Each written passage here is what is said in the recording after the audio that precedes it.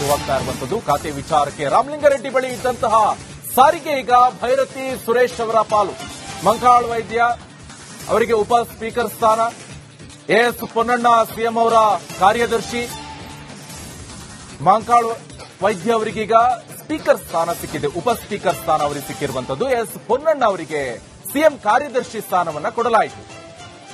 ನೋಡಿ, ಈಗ ಸಾಕಷ್ಟು ಬೆಳವಣಿಗೆ ಆಗ್ತಾ ಇದೆ ಈ ಖಾತೆ ವಿಚಾರಕ್ಕೆ ಸಂಬಂಧಪಟ್ಟಂತೆ. ಪೊನ್ನಣ್ಣವರು ಕೂಡ ಬಹಳ ನಿರೀಕ್ಷೆ ಇಟ್ಕೊಂಡಿದ್ರು, ನನಗೆ ಸಚಿವ ಸ್ಥಾನ ಸಿಗತ್ತೆ, ನಾನು ಕೂಡ ಸಚಿವ ಆಗ್ಬೇಕು, ನಾನು ಕೂಡ ಸಚಿವ ಸ್ಥಾನ ನಿರೀಕ್ಷೆಯನ್ನು ಇಟ್ಕೊಂಡಿದ್ದೀನಿ ಅಂತ ಪೊನ್ನಣ್ಣ ಕೂಡ ಅಸಮಾಧಾನವನ್ನು ವ್ಯಕ್ತಪಡಿಸಿದ್ರು. ಸಚಿವರ ಖಾತೆ ಹಂಚಿಕೆ ಪಟ್ಟಿಗೆ ರಾಜ್ಯಪಾಲರ ಅಂಕಿತ, ಸಚಿವರ ಖಾತೆ ಪಟ್ಟಿಗೆ ಈಗ ರಾಜ್ಯಪಾಲರು ಅಂಕಿತವನ್ನ ಹಾಕಿದ್ದಾರೆ. ರಿಪಬ್ಲಿಕ್ ಕನ್ನಡಕ್ಕೆ ಲೋಕಭವನದಿಂದ ಬಂದಂತ ಪಟ್ಟಿ ಕೂಡ ಲಭ್ಯ ಆಗಿದೆ. ಸಚಿವರ ಖಾತೆಗೆ ಈಗ ಅಂಕಿತವನ್ನ ಹಾಕಿದ್ದಾರೆ. ಆ ಪಟ್ಟಿ ಏನ್ ಕೊಟ್ಟಿದ್ರಲ್ಲ ಲೋಕಭವನಕ್ಕೆ, ಸೊ ಆ ಪಟ್ಟಿಗೆ ಈಗ ರಾಜ್ಯಪಾಲರು ಅಂಕಿತ ಹಾಕಿದ್ದಾರೆ. ರಿಪಬ್ಲಿಕ್ ಕನ್ನಡಕ್ಕೆ ಲೋಕಭವನದಿಂದ ಬಂದಂತ ಪಟ್ಟಿ ಕೂಡ ಈಗ ಲಭ್ಯ ಆಗಿದೆ. ಸಚಿವರ ಖಾತೆ ಹಂಚಿಕೆ ಪಟ್ಟಿಗೆ ರಾಜ್ಯಪಾಲರು ಅಂಕಿತ ಹಾಕಿದ್ದಾರೆ. ಹಾಗಾದ್ರೆ ಯಾರ್ಯಾರಿಗೆ ಯಾವ್ಯಾವ ಖಾತೆ, ಜೊತೆಗೆ ಯಾರ್ಯಾರ ಖಾತೆ ಬದಲಾವಣೆ ಆಯಿತು, ಜೊತೆಗೆ ಯಾರ್ಯಾರ ಖಾತೆ ಈಗ ವಾಪಸ್ ಅದೇ ಖಾತೆಯಲ್ಲಿದ್ದಾರೆ, ಇವೆಲ್ಲವೂ ಕೂಡ ನಾವು ನೋಡ್ತಾ ಇದ್ದೀವಿ. ಒಂದ್ ಕಡೆಯಲ್ಲಿ ಜಮೀರ್ ಅಹಮದ್ ಖಾನ್ ಅವರಿಗೆ ವಸತಿ ಬಗ್ಗೆ ಮಾಹಿತಿ ಕೊಡ್ತಾ ಇದ್ರು. ಕಲೀಗ್ ಹನುಮಂತು ನೇರ ಸಂಪರ್ಕದಲ್ಲಿ ಜಾಯ್ನ್ ಆಗಿದ್ರು. ಹನುಮಂತು, ಸದ್ಯಕ್ಕೆ ಈ ಖಾತೆ ವಿಚಾರದಲ್ಲಿ ಏನೆಲ್ಲ ಬದಲಾವಣೆಯನ್ನು ನಾವು ನೋಡ್ತಾ ಇದ್ದೀವಿ. ಒಂದ್ ಕಡೆಯಲ್ಲಿ ಒಬ್ರಿಗೆ ಹಳೆ ಖಾತೆನೇ ಆಯಿತು, ಇನ್ನೊಬ್ಬರಿಗೆ ಕಂಟಿನ್ಯೂ ಆಗ್ತಾ ಇದೆ, ಇನ್ನೊಬ್ಬರಿಗೆ ಬದಲಾವಣೆ ಆಯಿತು. ಇದಕ್ಕೆ ವರಿಷ್ಠರು ಎಷ್ಟು ಬೆಂಬಲ ಇದೆ, ಜೊತೆಗೆ ಬದಲಾವಣೆ ಯಾಕೆ ಮಾಡಿದ್ರು ಅಂತ, ಇನ್ನು ಕೆಲವರಿಗೆಲ್ಲ ಯಾವ್ಯಾವ ಖಾತೆ ಇದೆ ಅಂತ?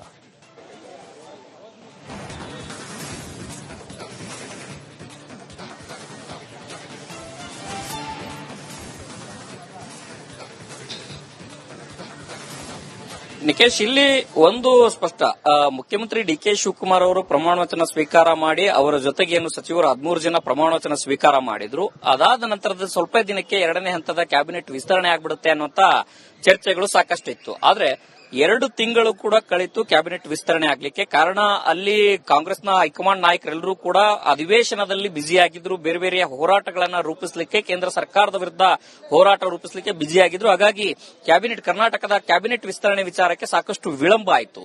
ವಿಳಂಬ ಆದ ನಂತರದಲ್ಲಿ ಏನ್ ಕ್ಯಾಬಿನೆಟ್ 2ನೇ ಹಂತದ ಕ್ಯಾಬಿನೆಟ್ ವಿಸ್ತರಣೆ ಆದ ನಂತರದಲ್ಲಿ ಕೂಡಲೇ ಖಾತೆ ಹಂಚಿಕೆ ಆಗಿಬಿಡುತ್ತೆ ಅನ್ನುವಂತ ಸಾಕಷ್ಟು ನಿರೀಕ್ಷೆಗಳು ಕಾಂಗ್ರೆಸ್ ನಾಯಕರಲ್ಲಿ, ಸಚಿವರಲ್ಲಿ ಇತ್ತು. ಆದ್ರೆ ಮೊದಲ ಬಾರಿ ಖಾತೆ ಹಂಚಿಕೆ ಆದಂತ ಸಂದರ್ಭದಲ್ಲಿ ಬಹುದೊಡ್ಡ ಅಸಮಾಧಾನದ ಹೊಗೆ ಸಾಕಷ್ಟು ಆಡಿರುವಂತಹ ಹಿನ್ನೆಲೆಯಲ್ಲಿ 2ನೇ ಹಂತದಲ್ಲಿ ಖಾತೆ ಹಂಚಿಕೆ ಸಂದರ್ಭದಲ್ಲಿ ಯಾವುದೇ ರೀತಿಯಾಗಿ ಅಸಮಾಧಾನದ ಸುಳಿವುಗಳಾಗ್ಲಿ ಅಥವಾ ಅಸಮಾಧಾನ ಆಗಬಾರದು ಅನ್ನೋ ಕಾರಣಕ್ಕಾಗಿನೇ ಸಾಕಷ್ಟು ಕಸರತ್ತನ್ನ ನಡೆಸುವಂತದ್ದು, ಒಂದಷ್ಟು ಅಭಿಪ್ರಾಯಗಳನ್ನು ಕೂಡ ಪಡೆದಿರುವಂತದ್ದು. ಬಹುತೇಕ ಏನು ಈ ಪಟ್ಟಿ ಬರೋಕಿನ ಮುಂಚೆನೆ ಒಂದಷ್ಟು ಸಚಿವರ ಜೊತೆಗೂ ಕೂಡ ಮುಖ್ಯಮಂತ್ರಿ ಡಿಕೆ ಶಿವಕುಮಾರ್ ಅವರು ಕೂಡ ಮಾತುಕತೆಯನ್ನ ನಡೆಸಿದ್ರು. ಅವರಿಗೆ ಯಾವ ಖಾತೆಯ ಸುಳಿವು ಸಿಕ್ಕಿದೆ, ಯಾವ ಖಾತೆ ನೀಡಬಹುದು ಅನ್ನೋಂತ ಒಂದಷ್ಟು ಸಣ್ಣ ಪುಟ್ಟ ಸುಳಿವು ಕೂಡ ಕೊಟ್ಟಂತೆ ಕಾಣಿಸ್ತಾ ಇತ್ತು. ಆ ಕಾರಣಕ್ಕಾಗಿನೇ ಒಂದಷ್ಟು ಸಚಿವರು ಹೋಗಿ ತಾವು ಯಾವ ಖಾತೆಯನ್ನ ಬಯಸಿದ್ದಾರೆ, ತಮಗೆ ಯಾವ ಖಾತೆ ಬೇಕು ಅನ್ನುವಂತ ಮನವಿಯನ್ನು ಕೂಡ ಮುಖ್ಯಮಂತ್ರಿ ಡಿಕೆ ಶಿವಕುಮಾರ್ ಅವರ ಮುಂದೆ ಇಟ್ಟಿದ್ರು.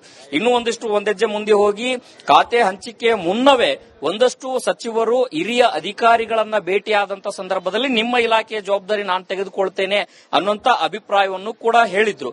ಈ ಒಂದು ಲೆಕ್ಕಾಚಾರದಲ್ಲಿ ಯಾರೆಲ್ಲ ಏನು ಇಲಾಖೆಗೆ ಹೋಗಿ ಇಲಾಖೆ ಜವಾಬ್ದಾರಿಯನ್ನು ತೆಗೆದುಕೊಳ್ತೇನೆ ಅನ್ನುವಂತ ಮಾತನ್ನ ಹೇಳಿದ್ರೆ ಅದು ಬಹುತೇಕ ಅದು ಸತ್ಯ ಆಗಿದೆ ಅನ್ನುವಂತ ಮಾಹಿತಿಗಳು ಈಗ ಲಭ್ಯ ಆಗ್ತಾ ಇರುವಂತದ್ದು. ಕಾರಣ ಹಿಂದೆ ಅವರು ಆ ಇಲಾಖೆಯನ್ನು, ಉದಾಹರಣೆಗೆ ಬಸವರಾಜ ರಾಯರೆಡ್ಡಿ ಅವರು ಉನ್ನತ ಶಿಕ್ಷಣ ಸಚಿವರಾಗಿ ಕೆಲಸ ಮಾಡಿದಂತ ಅನುಭವ ಇದೆ. ಮಧು ಬಂಗಾರಪ್ಪನವರಿಗೆ ಶಿಕ್ಷಣ ಇಲಾಖೆ, ಸಿದ್ದರಾಮಯ್ಯನವರ ಸರ್ಕಾರದಲ್ಲಿ ಶಿಕ್ಷಣ ಸಚಿವರಾಗಿ ಕೆಲಸ ಮಾಡಿದ್ರು.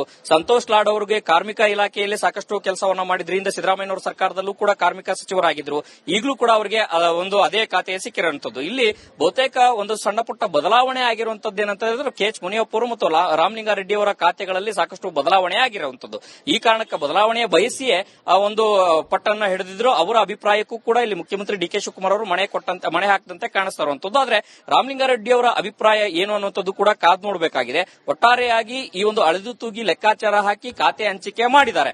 ಇದೀಗಷ್ಟೇ ಲೋಕಭವನಕ್ಕೂ ಕೂಡ ಹೋಗಿದೆ, ಲೋಕಭವನಕ್ಕೆ ಮಾಹಿತಿ ರವಾನೆ ಆಗಿದೆ. ಅಲ್ಲಿಯೂ ಕೂಡ ರಾಜ್ಯಪಾಲರು ಕೂಡ ಅಂತಿಮವಾಗಿ ಖಾತೆ ಹಂಚಿಕೆ ವಿಚಾರಕ್ಕೆ ಮುದ್ರೆಯನ್ನ ಹಾಕಿದ್ದಾರೆ. ಹೀಗಾಗಿನೇ ಈ ಖಾತೆ ಹಂಚಿಕೆ ಮಾಹಿತಿಯನ್ನು ಕೂಡ ಇವತ್ತು ನಡೀತಾ ಇರುವಂತಹ ಸಭೆಯಲ್ಲಿ, ಸಚಿವರ ಸಭೆ ಏನಿದೆ, ಸಚಿವರು ಮತ್ತು ಹಿರಿಯ ನಾಯಕರು ನಾಯಕರ ಸಭೆ ಏನಿದೆ ಈ ಸಭೆಯಲ್ಲೂ ಕೂಡ ಯಾರಿಗೆ ಯಾವ ಖಾತೆ ಹಂಚಿಕೆ ಆಗಿದೆ ಅನ್ನುವಂತ ಮಾಹಿತಿ ಕೂಡ ಮುಖ್ಯಮಂತ್ರಿ ಡಿಕೆ ಶಿವಕುಮಾರ್ ಅವರು ಸಚಿವರಿಗೆ ಕೊಡ್ತಾ ಇದ್ದಾರೆ.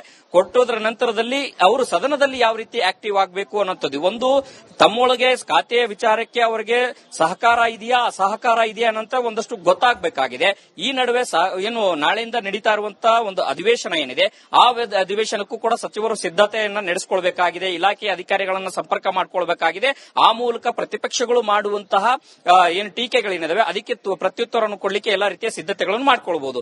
ಒಟ್ಟಾರೆಯಾಗಿ ನಾಳೆ ನಡೀತಾ ಇರುವಂತಹ ಅಧಿವೇಶನಕ್ಕೆ ಇವತ್ತು ಖಾತೆ ಹಂಚಿಕೆ ಆಗಿರುವಂತದ್ದು ಒಂದಷ್ಟು ಗೊಂದಲಗಳು ಮೂಡುವಂತಹ ಎಲ್ಲಾ ಲಕ್ಷಣಗಳು ಕಾಣಿಸ್ತಾ ಇರುವಂತದ್ದು. ನಿಕೇಶ್, ಓಕೆ, ಹಾಗೆ ಹೋಡ್ಲಲ್ಲಿರಿ ಹನುಮಂತು. ಇನ್ನೊಂದು